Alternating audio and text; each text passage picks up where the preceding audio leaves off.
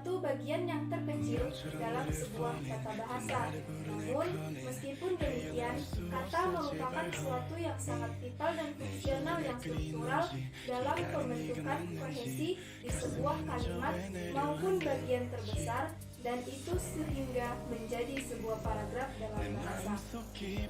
Kalimat efektif sangatlah memiliki kaitan yang erat akan pola kata di dalamnya. Begitupun sebuah paragraf juga memiliki susunan kalimat yang benar sehingga dapat ditentukan melalui struktur katanya.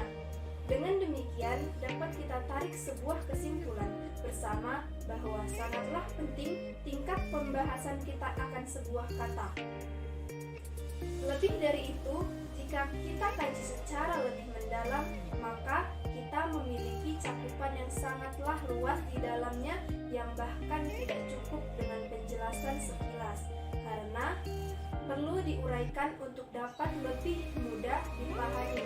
Disinilah jelas terlihat bahwa pengetahuan akan kata merupakan sebuah keuntungan ataupun kebutuhan yang harus diperlukan bukan hanya bagi pelajar, tetapi para pengguna bahasa seperti pada masyarakat umum.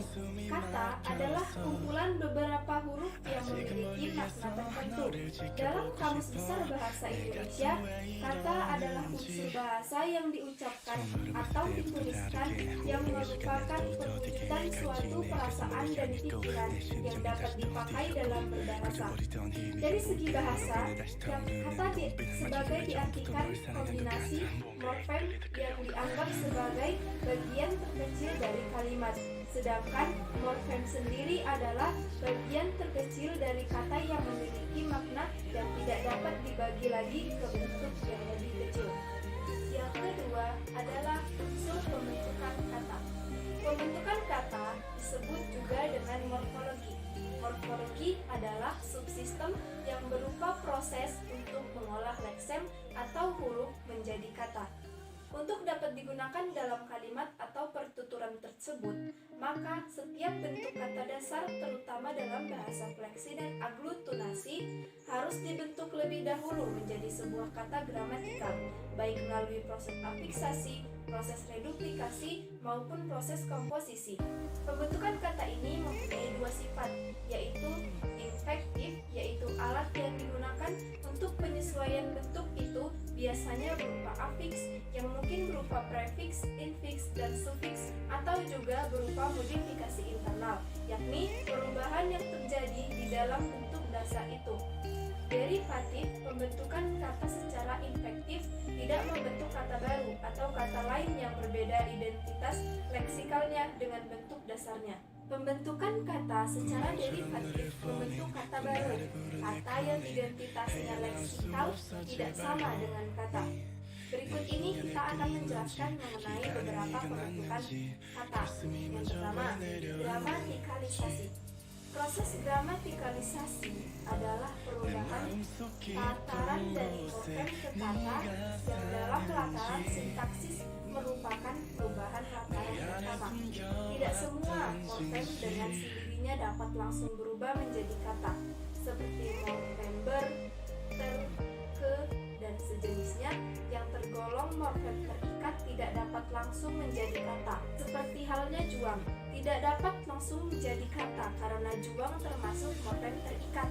Sedangkan rumah dapat langsung menjadi kata karena dapat berdiri sendiri dan bermakna. Yang kedua, afiks atau imbuhan. Satuan terikat atau seperangkat huruf tertentu yang apabila ditambahkan pada kata dasar akan mengubah makna dan membentuk kata baru. Afiks tidak dapat berdiri sendiri dan harus melekat pada satuan lain seperti kata dasar. Istilah afiks termasuk prefiks, sufiks, dan konfiks. Yang pertama, kita akan membahas mengenai prefiks atau awalan. Afiks, atau imbuhan yang melekat di depan kata dasar akan membentuk kata baru dengan arti yang berbeda. Yang kedua, sufiks atau akhiran. Afiks yang melekat di belakang kata dasar akan membentuk kata baru dengan arti yang berbeda. Contoh, hilang ditambahkan dengan imbuhan M menjadi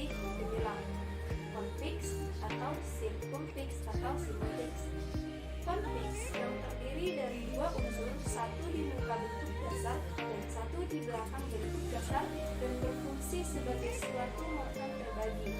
Konfiks adalah satu afiks dengan satu makna gramatikal, sedangkan kombinasi afiks bukanlah satu afiks dan kemungkinan dengan beberapa makna gramatikal. Dalam bahasa Indonesia setidaknya ada 4 konfiks, yaitu ke, ar, penar, peran, dan beran. Contoh, keadaan, pengiriman, persahabatan, dan bertolongan. Yang keempat adalah kombinasi afiks. Kombinasi afiks adalah pembentukan kata berupa pemberian afiks secara kombinasi dari dua afiks atau lebih yang dihubungkan dengan sebuah bentuk kata dasar. Dalam bahasa Indonesia, misalnya dikenal beberapa kombinasi afiks: me, kan, mei, memperkan, memperi, berkan, pean, dan senya. Yang ketiga yaitu reduplikasi. Reduplikasi adalah proses morfemis yang mengulang kata dasar baik secara keseluruhan, secara sebagian atau parsial, maupun dengan perubahan bunyi seperti meja-meja atau dari dasar meja.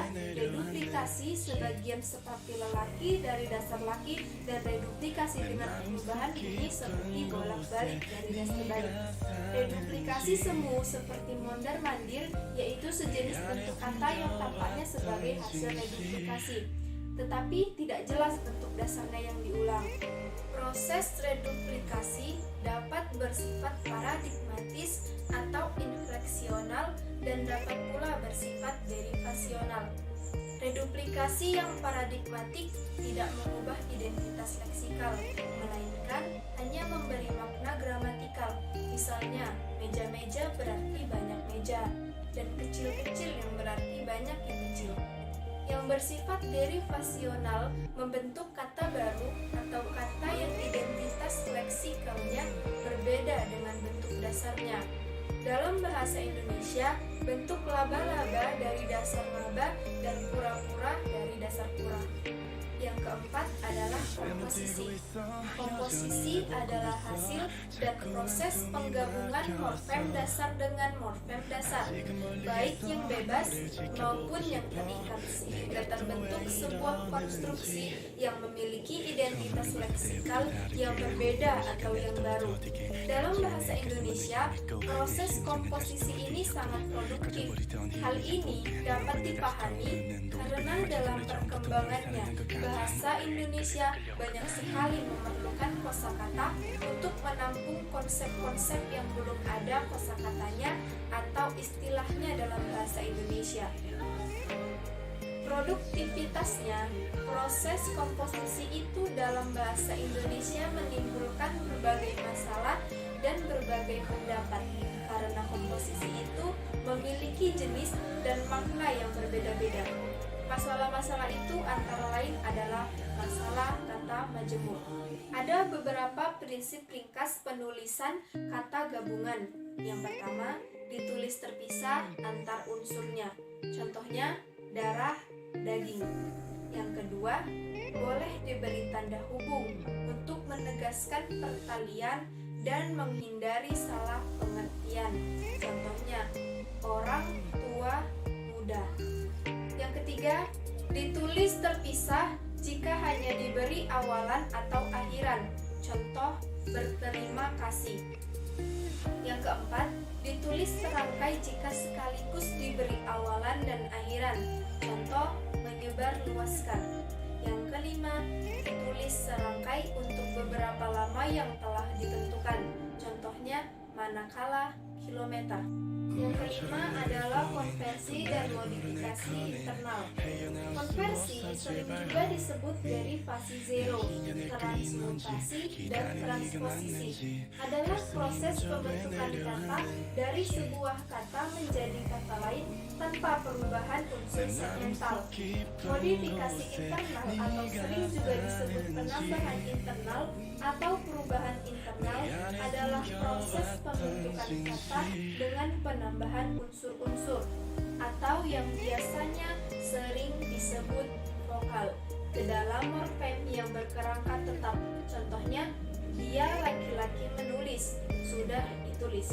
Yang keenam yaitu pemendekan. Pemendekan adalah proses penanggalan bagian-bagian leksem atau gabungan leksem sehingga menjadi sebuah bentuk singkat tetapi maknanya tetap sama dengan makna bentuk utuhnya. Hasil proses pemendekan ini kita sebut dengan kependekan. Misalnya bentuk lab. Biasanya itu adalah utuhnya laboratorium. Yang kedua HLM, utuhnya halaman. L, utuhnya liter. Hamkam, utuhnya pertahanan dan keamanan. Dan SD, utuhnya sekolah dasar. Lalu ada lagi yang disebut dengan kata dasar dan berimbuhan. Menurut Kamus Besar Bahasa Indonesia, kata merupakan suatu unsur bahasa yang diucapkan atau ditulis dan merupakan perwujudan kesatuan perasaan dan pikiran yang dapat digunakan dalam berbahasa. Kata merupakan salah satu unsur yang membentuk berbagai jenis-jenis kalimat. Kata majemuk dan kata hubung atau konjungsi merupakan bagian di antara jenis-jenis kata yang ada. Yang pertama adalah kata dasar. Dalam istilah linguistik, kata dasar diartikan sebagai dasar dari pembentukan kata yang lebih besar. Kata dasar merupakan jenis kata yang dapat berdiri sendiri dan tersusun atas morfem atau gabungan morfem. Kata dasar juga mempunyai sejumlah ciri, yaitu A. Satuan paling kecil dan mempunyai makna sendiri. Yang B. Merupakan dasar dari pembentukan kata, baik itu kata yang memiliki imbuhan atau kata yang merupakan kata turunan. Yang C. Jika mendapat tambahan atau imbuhan, maka kata dasar akan mengalami perbedaan makna. Yang D.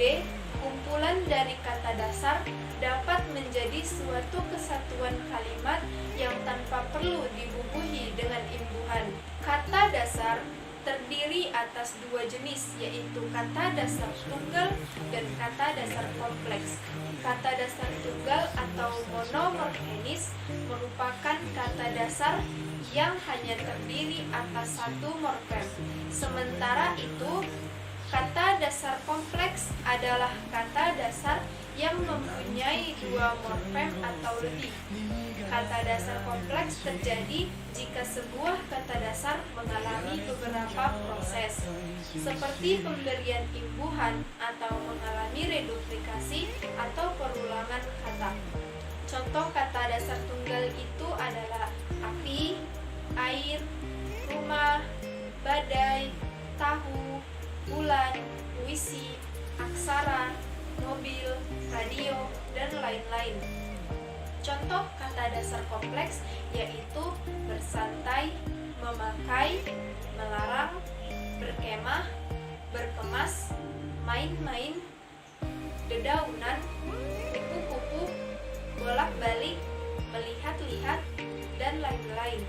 Yang kedua yaitu kata berimbuhan.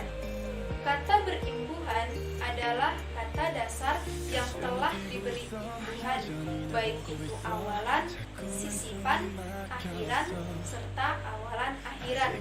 Karena pemberian imbuhan tersebut, maka kata turunan mengalami pergeseran makna.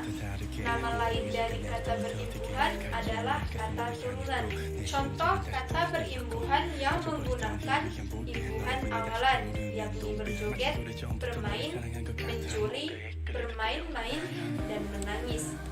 Contoh kata berimbuhan yang menggunakan imbuhan sisipan, yakni gemilang dengan kata dasar gilang, imbuhan sisipannya yakni em. Gerigi, kata dasar gigi, imbuhan sisipannya er. Kemelut, kata dasar kelut, imbuhan sisipannya em. Gemetar, kata dasar getar, imbuhan sisipannya em. Gemuruh, kata dasar guruh, imbuhan sisipannya em. Contoh kata berimbuhan yang menggunakan imbuhan akhiran. Yang pertama, mingguan. Kedua, tahunan. yang ketiga hadirin, yang keempat satuan, yang kelima puluhan. Contoh kata berimbuhan yang menggunakan imbuhan awalan akhiran yakni penanggung-jawaban, kesatuan, persatuan, pernyataan, pertanyaan, dan kepastian. Selanjutnya, kita akan membahas mengenai jenis-jenis kata. Menurut ciri atau karakteristiknya, kata terbagi menjadi ke dalam bahasa beberapa jenis. Berdasarkan hal itu, kata-kata dalam berbahasa Indonesia terdiri atas kata kerja, kata benda, kata ganti, kata sifat, kata bilangan, kata keterangan, kata sandang, kata depan, kata sambung, dan kata seru. Yang pertama kita akan membahas mengenai kata kerja. Kata kerja atau verba adalah kata yang menyatakan makna perbuatan, pekerjaan, tindakan, proses, atau keadaan. Kata kerja memiliki ciri-ciri yaitu umumnya menempati fungsi predikat dalam kalimat. Yang kedua, mengandung makna perbuatan atau aksi, proses, atau keadaan. Yang ketiga, tidak dapat didahului kata paling. Yang kelima, tidak dapat didahului oleh kata keterangan akan, sedang, dan sudah. Selanjutnya, dapat didahului dengan kata ingkar tidak. Lalu dapat dipakai dalam kalimat perintah khususnya yang bermakna perbuatan.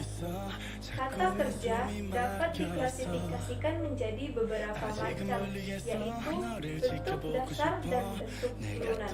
Ditinjau dari bentuknya, kata kerja dibedakan menjadi dua, yaitu kata kerja bentuk dasar dan kata kerja bentuk turunan. Yang kedua, transitif atau intransitif.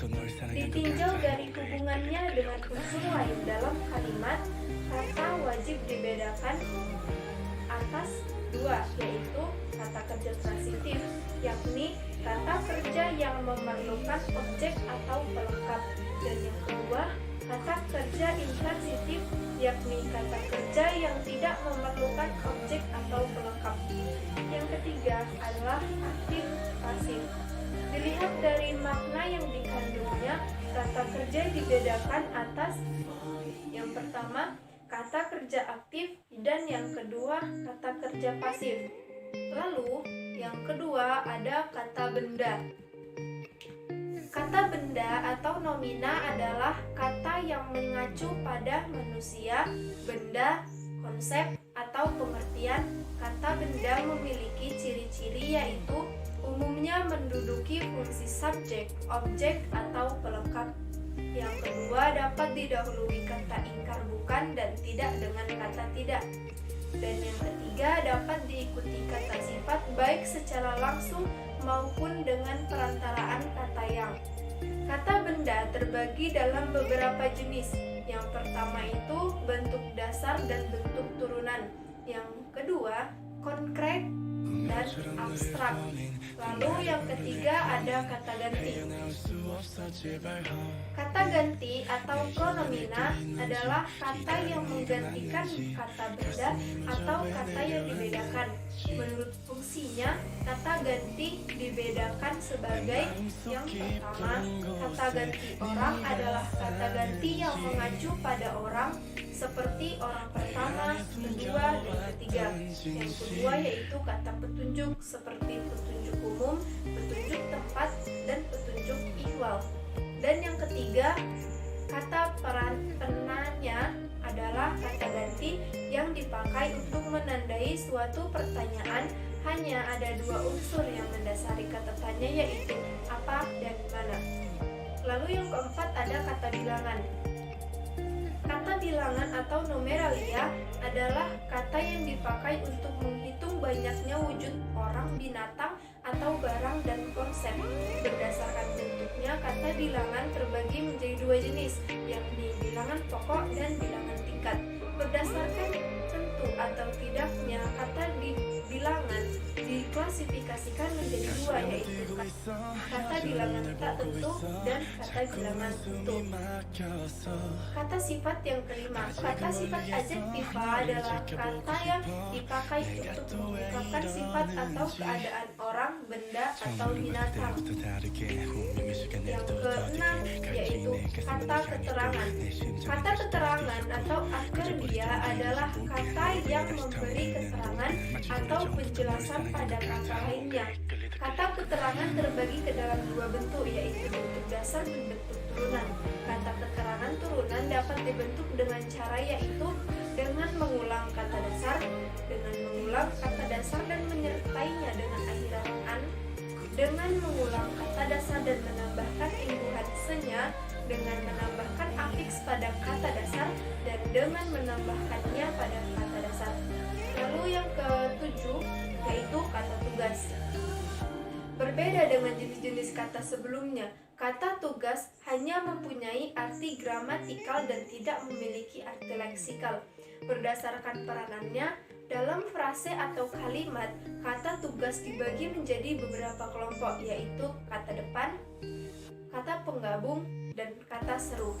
Kata depan adalah kata tugas yang berfungsi sebagai unsur pembentuk frasa proposisional. Yang kedua, kata penggabung atau konjungsi adalah kata yang memiliki tugas menghubungkan dua klausa, kalimat atau paragraf. Penggunaan ketiga jenis konjungsi di atas menghasilkan kalimat majemuk. Lalu ada yang dinamakan dengan kata seru atau interjeksi. Adalah kata tugas yang mengungkapkan rasa hati manusia. Untuk memperkuat rasa gembira, sedih, jijik, orang biasanya memakai kata tertentu di samping kalimat yang mengandung makna pokok yang dimaksud. Secara garis besar, kata seru mengacu pada sikap yang positif, negatif, keheranan, dan netral atau campuran. Dari uraian di atas dapat kita kesimpulan bahwa kata adalah kumpulan beberapa huruf yang memiliki makna tertentu. Dalam Kamus Besar Bahasa Indonesia, kata adalah unsur bahasa yang diucapkan atau dituliskan yang merupakan perwujudan suatu perasaan dan pikiran yang dapat dipakai dalam berbahasa. Dari segi bahasa, kata diartikan sebagai kombinasi morfem yang dianggap sebagai bagian terkecil dari kalimat, sedangkan morfem sendiri adalah bagian terkecil dari kata yang memiliki makna dan tidak dapat dibagi lagi ke bentuk yang lebih kecil. Sekianlah penjelasan dari saya. Wassalamualaikum warahmatullahi wabarakatuh.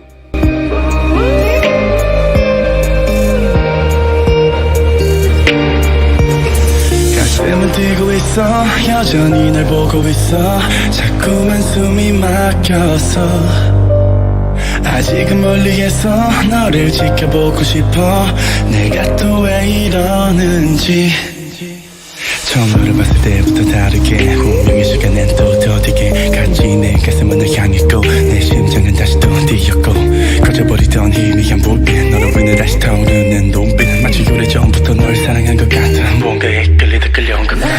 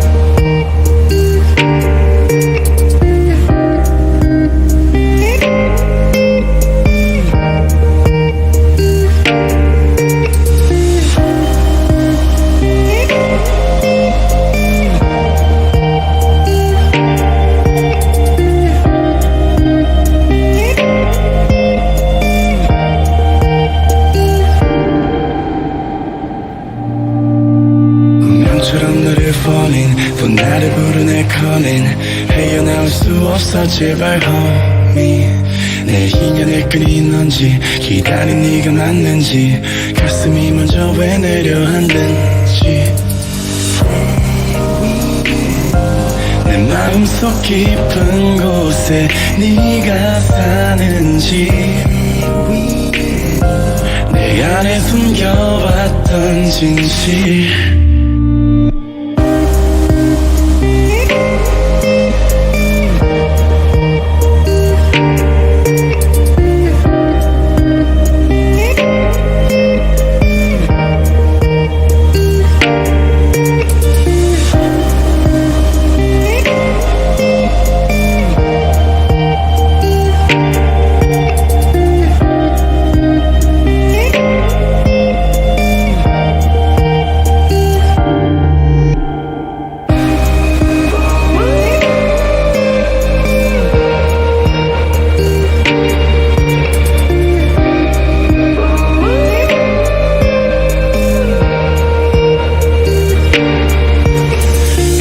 뛰고 있어 여전히 날 보고 있어 자꾸만 숨이 막혀서 아직은 멀리에서 너를 지켜보고 싶어 내가 또 왜 이러는지 처음 너를 봤을 때부터 다르게 운명의 시간엔 또 더디게 같이 내 가슴은 널 향했고 내 심장은 다시 또 뛰었고 꺼져버리던 희미한 불빛 너로 인해 다시 타오르는 눈빛 마치 오래전부터 널 사랑한 것 같아 뭔가에 끌리다 끌려온 것 같아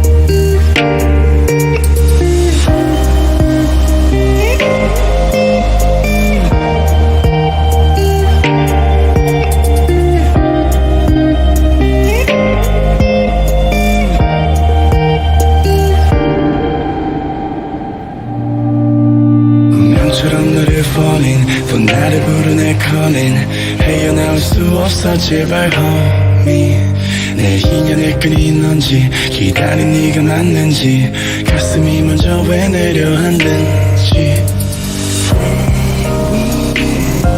내 마음속 깊은 곳에 네가 사는지 내 안에 숨겨왔던 진실